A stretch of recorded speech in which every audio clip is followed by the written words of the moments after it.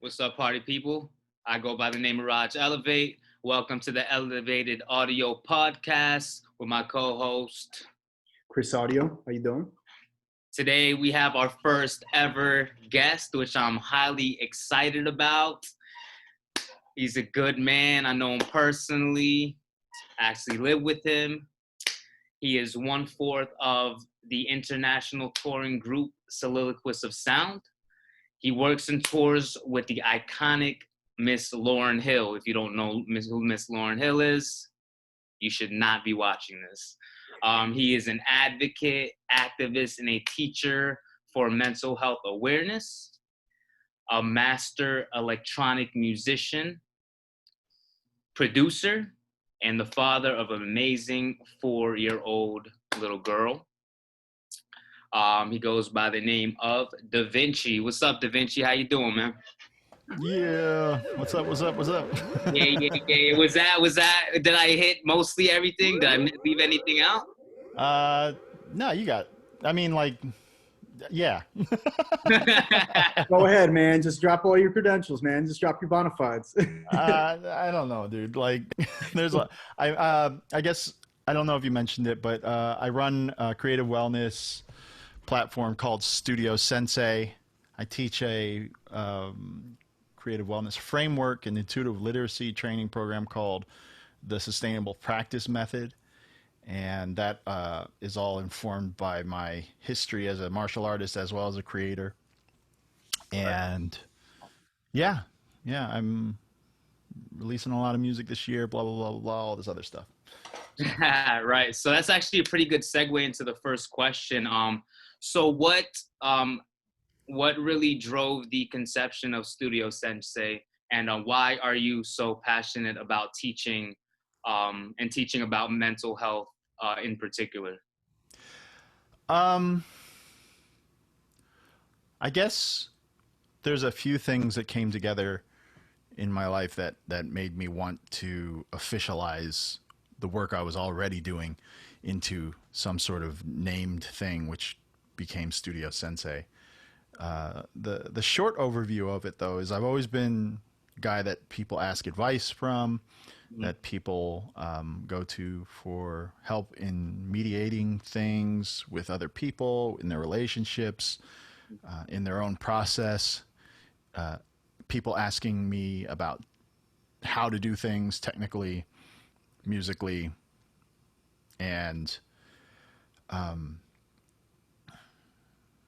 I just always found myself teaching. And at one point I was teaching martial arts and teaching music and teaching music technology and how to use certain gear. And I was doing that. There was one time actually when I was teaching Miss Hill how to use certain gear. I was doing like a 2-week tutoring session, and like when I take breaks from teaching her, I teach her kids martial arts. And Wow, you teach your kids too? Yeah, Bob Marley's grandchildren. Wow, man.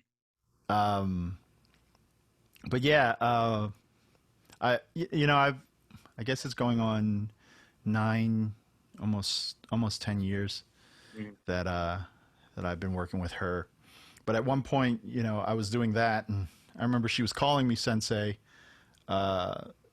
just because of the circumstances. And my buddy actually started a blog that he wanted to work with me on called studiosensei.com.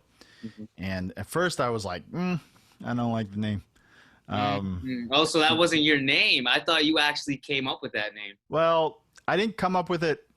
He sent me a list of names, and he was like, what do you think of these? I'm going to buy a domain. Which one do you think? And I was leaning towards some other ones. He was like, I'm kind of leaning towards Studio Sensei. And I was just like, oh, what? When you go there, it's going to have like Asian writing and gong is going to play or something like. So wind chimes.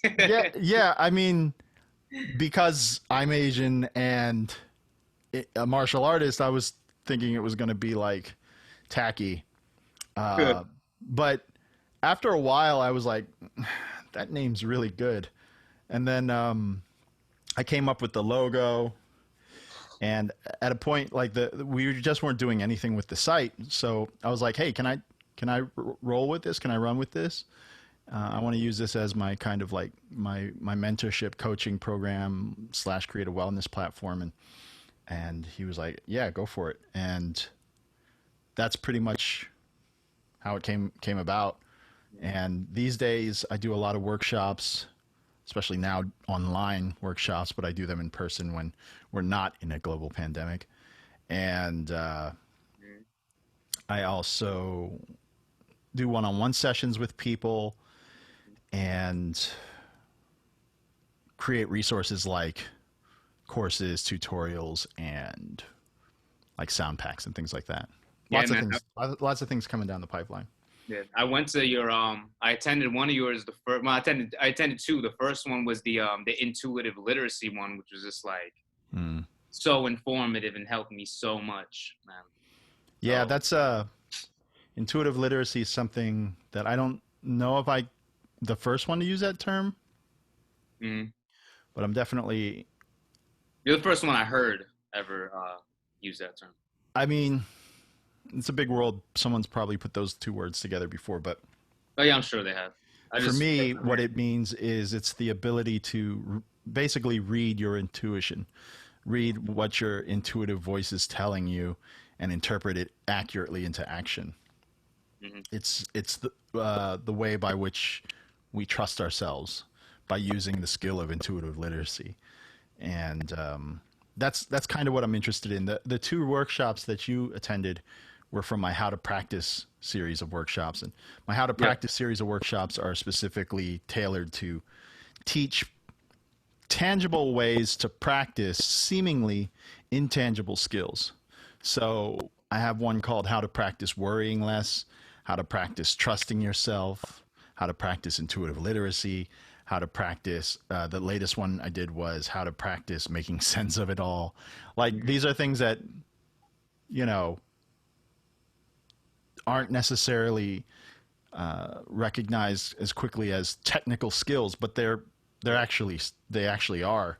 Maybe not technical, but there are steps to learn how to do these things, how to worry less, how to trust yourself, how to have empathy for your enemies, have empathy, you know, in general. These are skills, and part of the sustainable practice method that I teach is that God is a skill, meaning everything is a skill. Right. Everything is a skill. I remember you saying that. And it's an important thing to look at, because what I like to do is I like to approach things very pragmatically. I don't believe in optimism or pessimism or realism or any kind of ism that's just a monolithic way of thinking. I don't think like. I thought you said you were a realist. I don't really. Real, bro? No. Yeah, I said I'm real. I didn't say I'm a realist. Think of just. I said I'm about that real shit, is what I said. You misheard me. Oh yeah. My daughter might have been around. Maybe I said real-ish. Maybe. Issues. Yeah. No, I just don't necessarily. I think that any one point of view that just looks at things from like a single angle isn't necessarily a productive thing. It's not a whole way. And do you say that because everything's so subjective? Everybody basically has their own reality? Sort of. But more so than not, it's like everything is there. Alexandra from Solillaquists has one of my favorite quotes ever said by a human, and that is, everything is both. So like people think, yeah, it's a good one. When I heard that. Yeah, and if you want to take that further, it's everything is both. Which do you choose, or something like that? Right. And I kind of adapt that to everything is at least both, right? So if you're just coming at things from a positive place and trying to ignore, you know, everything's positive and negative. You know, like everything is both, at least. And I just think it's useful to look at all of what's there and choose, acknowledge all of it and choose, as opposed to just try to be positive. For example, like optimism is, you know, I hear a lot of people who are self-proclaimed optimists that say, oh yeah, I'm just trying to be positive, you know, keep my head like, and I'm like, why? Why try to be positive? You know, I think it's a much healthier pursuit, a much more progressive pursuit to try to be productive. You know, don't focus on the most positive thing, focus on the most productive thing. That doesn't necessarily mean the most positive thing. You know, what's the most productive thing? And I think that's I guess it, I don't know. I was just talking to somebody last night about he was like, you know, that's the nihilistic side of me, and the optimistic side of me feels this way, and I'm just like, nihilism, optimism, they just missed the mark. You What's know, the if you definition of nihilism? what's that? And you said nihilism? Nihilism is like abandoning of moral or religious practice in favor of the idea that life is meaningless. Okay. So a nihilist is like, none of this means anything anyway, you know? Is that like atheism? I'd say that there's overlap with atheists and But they're not nihilists. synonymous. Yeah, yeah. It's its own thing. But I mean, there's definitely a lot of.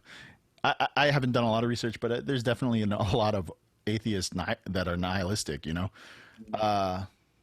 but those things are just like, okay, well, what's it matter? You know, what's it matter if it's meaningless?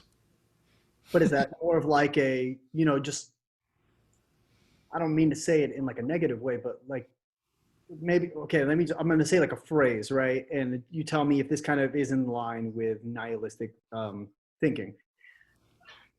Just thing as it comes, and don't get mad about it. Don't get happy about it. It is what it is, kind of thing. Yeah, like just take things as they come type of thing. They just happen, Yeah, it could. It's almost But, like pathetic, Yeah, I think it really just comes down to like, it doesn't matter anyway. Everything's, this isn't going anywhere. But I mean, the problem I have with any of those beliefs is, let's just talk about nihilism, for example. You can't prove it. Right. You can't prove that life's meaningless. And by the time you can, it might be too late to even mean anything, And I can't prove that it has meaning either. So where does that leave us? Right. I think people get like really caught up in that. Like, does everything happen for a reason or does it not? Is everything happen for a reason or is everything meaningless and everything random? Who cares? What benefits you the most to assume, right? Because that's all we could do. We can't prove any of these things really, not to a definitive point. So what do you do then? You behave a certain way that's in your best interest. I like to call it your best chess move. Because like in chess, there's a bunch of moves you could make, but there's one that's the best, Right. And the best chess move we're left here is, okay, I can't prove that it's worth looking at. I can't prove that life has ultimate meaning or it's meaningless or that everything happens for a reason, but I can prove, more so, I can prove that if I behave like everything happens for a reason, it will work out better for me. So that's it. I don't get caught up in like, okay, let's try to prove this or that, because I can't. And if I could, it's going to take a lifetime of research, That's too much. What matters? Well, how am I going to live the life that I have? Well, I live like life does have meaning, and not only like it has meaning, but like everything happens for a reason. And again, I don't care to prove that that's true. I just know that if I approach life like everything happens for a reason, anything that does happen, I will look for the reason in it, right? And that's useful, right? Because bad stuff's going to happen to me, good stuff's going to happen to me, and for me to not get caught up in those results, it's in my best interest to see, okay, what from this experience is helping me get to the next one. Right. And I think that's just the best way to go about it. Mm-hmm. So it ultimately goes down to what benefits you the most.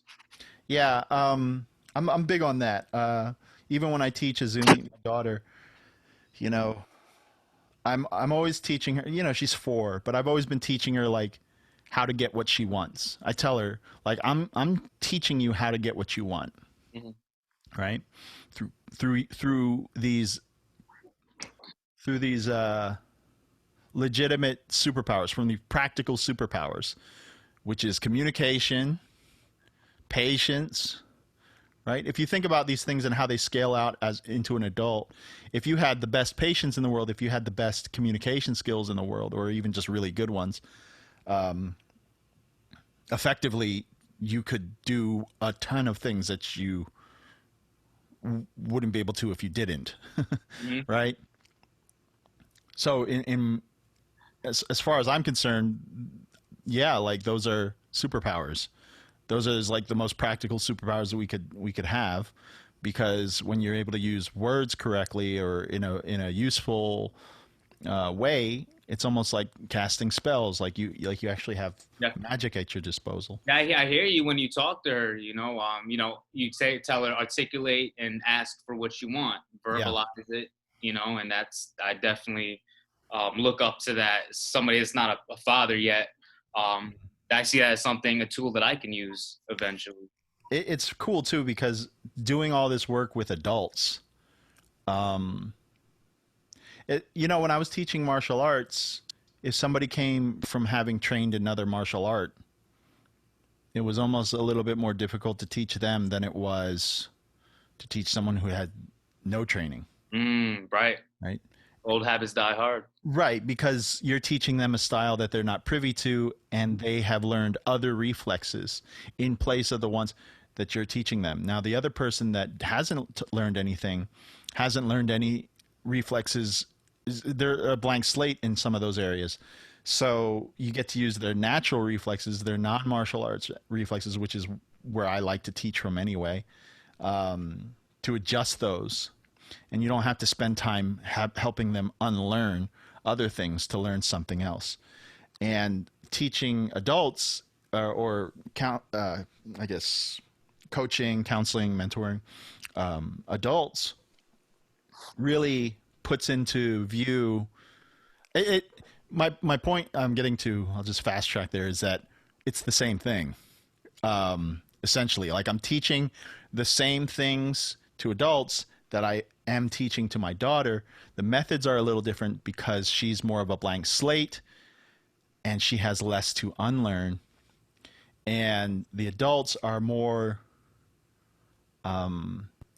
it's like retroactive teaching, like, because, but essentially it's it's similar, because a lot of us have been through some sort of trauma or summation of micro traumas, that when you go through a trauma, you kind of like, you don't necessarily get stunted at that age that you were in that trauma, but you do, like, when that thing happens again, you do like kind of temporarily regress to that age that trauma happened at. And so for my daughter, I'm always teaching her, like, this is how you get what you want.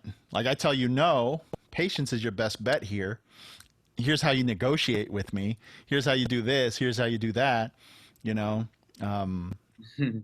And it's cool because I love seeing this happen, because I'm really putting into focus that what she wants is important. And that's something that a lot of us have not been taught, that what we want is important, that what we need to do is important, and that what we want is secondary to that.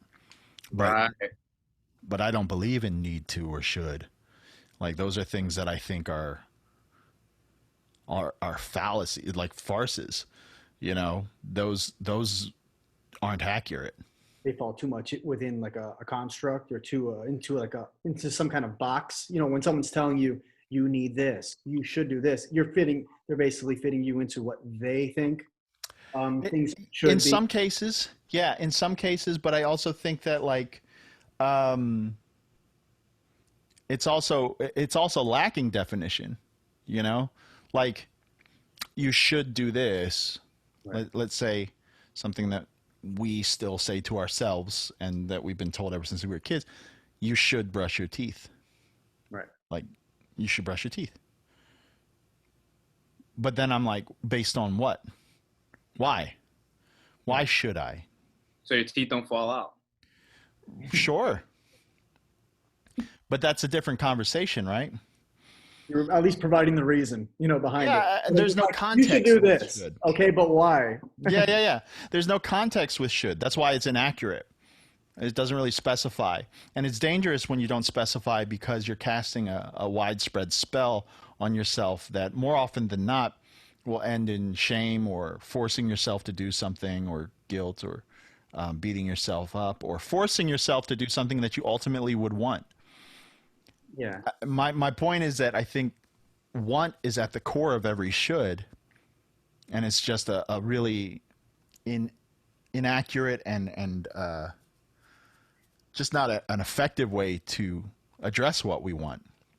Like you said, you should brush your teeth because you want to keep your teeth.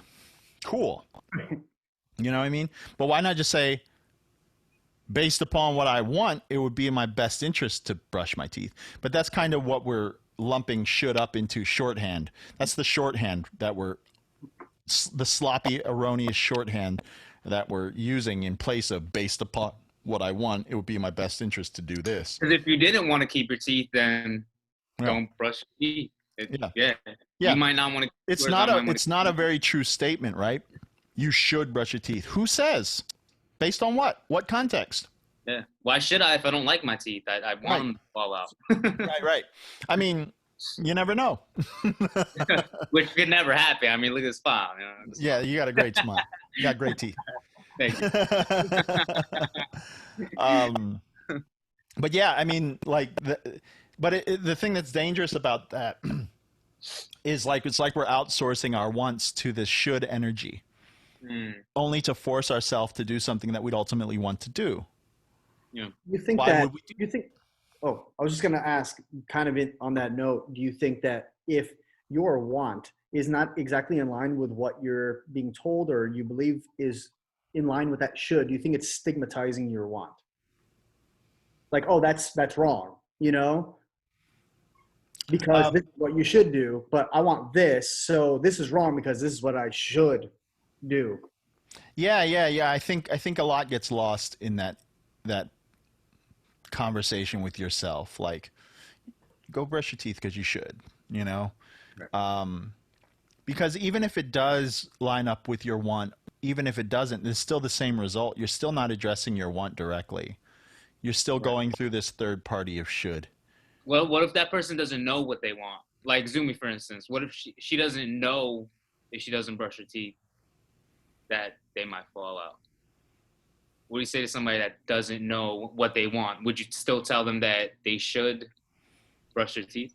But I think just like, tell them that should, but give them the reason why, so that there is understanding. I try not to use the word should at all. Okay. I try never to use it. If I do use it, I re-say the sentence. I replace it with want, could, based upon what you want, it would be in your best interest to, or it would be in your best interest to. Like every time I say should, need to, have to, ought to, like those types of things, either to myself internally or to somebody else, I immediately repeat the sentence with the more accurate phrase. Well, what if that person doesn't know what they want? If they don't know what they want, the context calls for different scenarios. So with Zoomy, it's more like, I'm not saying you should brush your teeth. I'm just saying brush your teeth. Here's why. I'm your father. Brush your teeth, and here's why.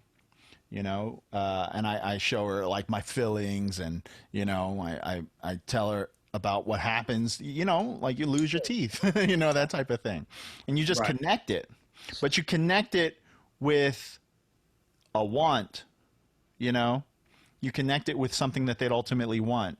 Now, it's harder with kids because cognitively, patience isn't really, time is a different construct for kids. You know, like cognitively, they don't really understand like later. You know what I mean? Everything's so in the moment, and so they're not really privy to how their wants scale. You know, how things scale out into the future, right?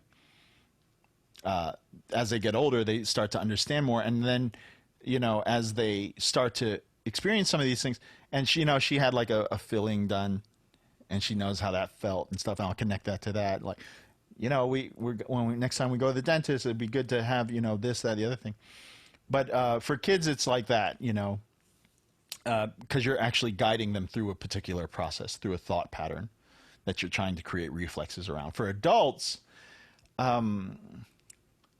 you more question, right? What do you want, right? But you're right. Like a lot of people don't know what they want.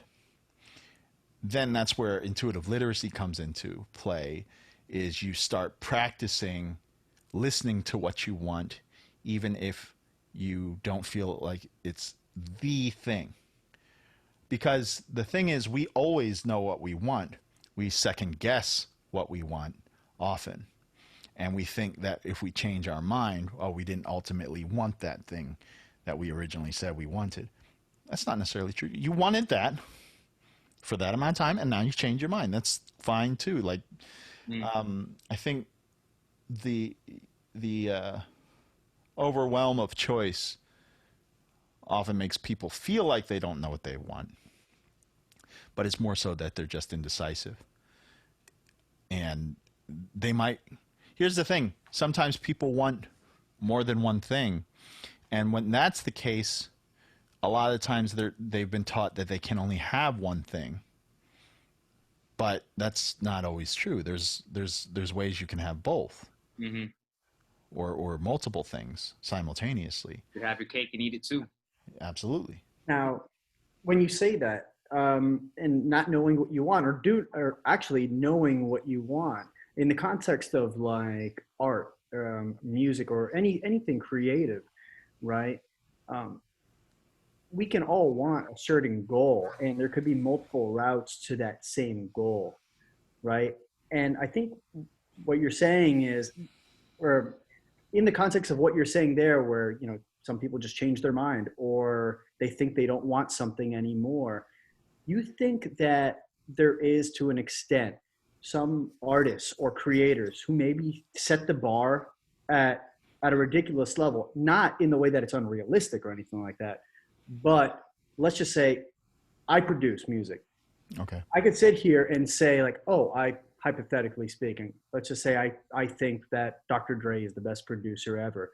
And if I'm setting my bar, is that hypothetical, or do you really think that? It's not my favorite producer or anything like that. Okay. I'm just saying a well-known person. Just curious. I personally like Ninth Wonder a lot. No, I love Don't Ninth Wonder, Jay Dilla. I'm more of a backpacker. Sure. But yeah, Dr. Dre's excellent though, of course. Yeah. I'm just curious. Yeah, I know. I mean, you're making conversation. But I think that a lot of people, a lot of artists, they spend a decent amount, I don't want to say too much, but they spend a decent amount of time comparing themselves to where other people are in their own music scene, and they compare their own art to maybe people like that are on like the top of the mountain. And there might be a local guy who's just as good as that guy on the top of the mountain, but there's so many other things that have to fall in your favor to get to that point, right? And like I said, every path is different to similar goals. And do you think that artists and maybe people who maybe give up, you know, maybe a little short of what their goal once was, do you think that maybe that's a product of maybe comparing too much to other people instead of just saying, hey, look, I just want to be better at what I really care about, instead of just focusing a little bit more? Or do you think there needs to be a healthy balance of kind of being aware of what the mark is that's good enough, and just say, I know how much progress I've made? Yeah. let me know if this answers your question, because I feel like there's levels to that. It's a loaded question. Okay, cool. It's definitely a loaded question, so I apologize. Why you give the man a loaded question? Huh? I know. That's what I do. Fine, I'll take it. So, first off, people obscure their own wants through the comparison to other people's Right. achievements. Absolutely. Definitely that happens. Like I said, everything's a skill, and we practice a lot of skills that aren't necessarily in our best interest. And we can only be so good at so many skills. So to be better at the skills that we want more of, we have to stop practicing some of their counter skills. So I did one of these how-to practice workshops, how to practice healthy comparison. There's healthy comparison, there's toxic comparison. Right. Healthy comparison is something you can use. It's a skill that you can use to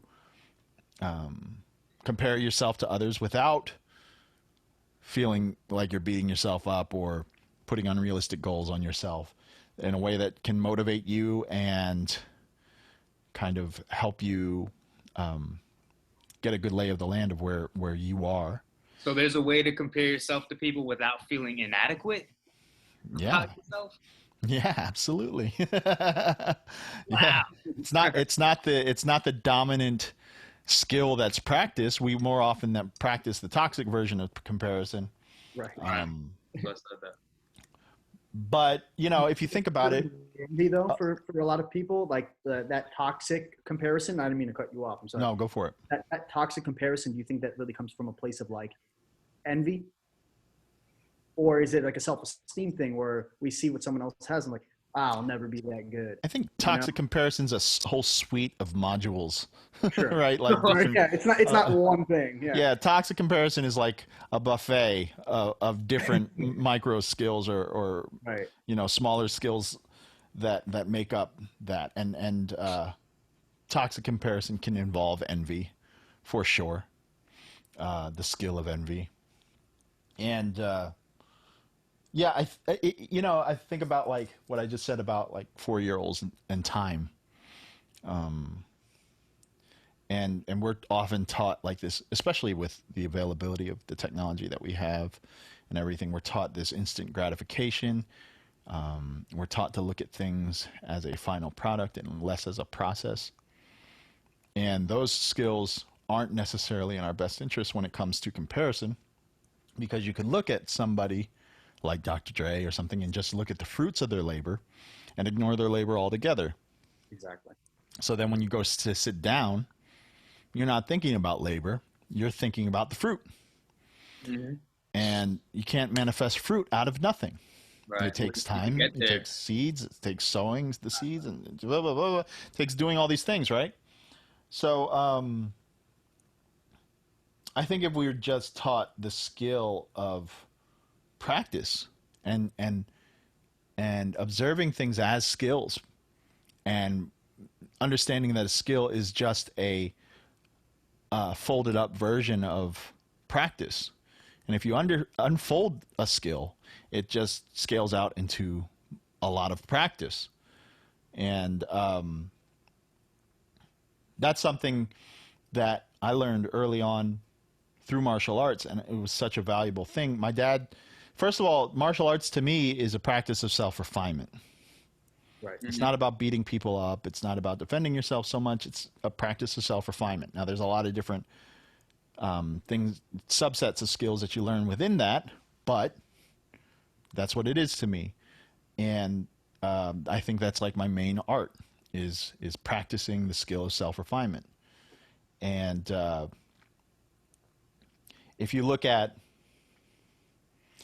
like my dad taught me that martial arts was 3 things. He said it's something that I'll practice for the rest of my life, I'll never master, and hope to never use. Wow. So I'll practice for the rest of my life, I'll never master, and I'll hope to never use. Now, when you're taught very young that that's what you're shooting at, you learn kind of quick that it's not so much about the product. It's more about the process. It's not so much about the destination, more so the journey. Mhm. All those other colloquialisms and phrases and sayings. So like that's a really useful thing to learn. And it's just not something that's taught as much as this idea of instant gratification, or what my dad used to say, plug and play, right? It's not taught as much as that. And if it were, we'd be able to, this isn't the only component to healthy comparison, but if we were to look at things like that, then we could reverse engineer what this person's doing and kind of like superimpose it on our own practice and extract the dynamics of it and extract the practice and the skills that we want to take away from their practice and then apply it to ours in a healthy way that still leaves room for us to be who we are. So, but again, that's not what a lot of people are taught. So more people are like, ooh, I like that. I want that. Give me that now. Why don't I have that? You know, like, and then we get to that place. And when we go to sit down and play in our own practice, making beats or whatever, or doing whatever we're doing, if it doesn't immediately sound like this other thing that we idolize or that we really enjoy, this other product, well, then there's all this self-questioning that happens, and that kills what you're going after. And it's really unfortunate because that's the sauce, like is that discovery that doesn't sound like what other people are doing that really helps to define what you are doing. And absolutely that leads to people not having a clear confidence in what they want, because they're often comparing it to something that to a part of a greater whole, and then you just can't do that. You can't have, it's a package deal. You got to do the work, you know. Does that answer your question? Yeah, no, that's cool. Absolutely. Perfect. So it looks like we've reached the time. Oh, okay. I really appreciate you hopping on, DiViNCi. This has been a phenomenal first guest appearance, and I'm honored to have you on here as our first guest. Well, thank you for having me. I'm glad to be here, and your first guest. That's awesome. I didn't realize that at first. Yeah, and that went quick. Did you get through all your questions? Do you have any more? Make it a two-parter. We kind of had a couple questions, and we're like, okay, we'll just kind of feel our way out. And, you know, we want to keep these kind of bite-sized, you know, like 30 minutes or so, especially now, you know, since this is a new pod. So, absolutely. You know, we want to, you know, really, we want to keep, like I said, keep them bite-sized. So. Yeah, that makes sense. Yeah, we bring you back for another episode, you know? Mm-hmm. Got to keep it short. Yeah, heard that. Well, cool. Thanks for having me. Appreciate you guys. Yeah, brother. You can find my stuff at studiosensei.com. You can find me on Instagram at instagram.com/DiViNci, DiVinci, or just Instagram at DiViNci. No one goes to the URL, sorry. Just at DiViNci, DiVinci, at Studio Sensei as well. And yeah, hit me up. Perfect. Good stuff. And as always, you could follow us on Elevated Audio Podcast on Instagram. Check out the YouTube, you know, Raj Elevate, all over the internet. Website's going to be up soon. Chris, anything you want to wrap it up with? Pretty much everything can be channeled through, you know, anything on social media at Khris Audio. That's Chris with a K, KHRIS Audio. All right. Talk. All right, peoples.